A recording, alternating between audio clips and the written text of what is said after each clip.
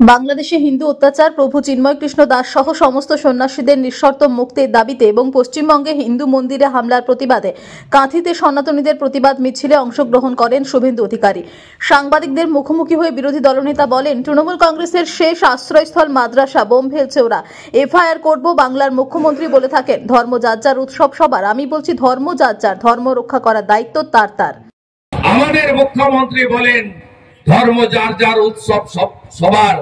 আমি বলি আজকে সময় এসেছে শুধু ওপার বাংলা নয়, এপার বাংলায় ধর্ম যার যার, ধর্ম রক্ষা করার দায়িত্ব তার তার।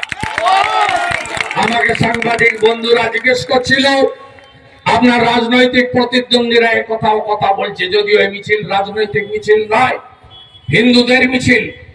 আমি তাদের বলেছি একজন এসেছিলেন হেলিকপ্টার করে শ্রী অরবিন্দ স্টেডিয়ামে নেমেছিলেন, সিপিএম অফিস জুনপুর মোড় থেকে হাঁটা শুরু করেছেন, বাইপাস দিয়ে এসে সিএসএ মাঠের তাকে আবার হেলিকপ্টার করে এগরা চলে গেছিলেন।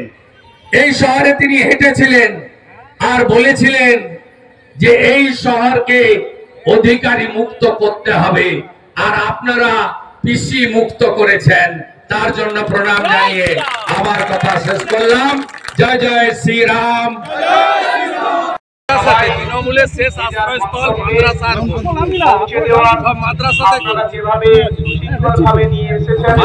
হচ্ছে এদের ভরসা। কাঞ্চননগর মাদ্রাসা, আটকিনা মাদ্রাসা, জনসরপুর হাই মাদ্রাসা বোম ফেলছে, আমরা এফআইআর করব, এনআইএ করব। বিশ্ব হিন্দু, বিশ্ব হিন্দু, বিশ্ব হিন্দু, সনাতন ধর্ম কি, সনাতন ধর্ম কি, ভারত মাতা কি। অরূপ বাবুরা প্রভুরা যেদিন ডাক দিবেন সেদিন সব বেরিয়ে পড়বেন। সবাই ভালো থাকুন। পূর্ব মেদিনীপুর থেকে নিজস্ব প্রতিনিধির রিপোর্ট, টিভি নিউজ 10। সুলভের সঠিক চিকিৎসার একমাত্র প্রতিষ্ঠান বিবেকানন্দ হসপিটাল।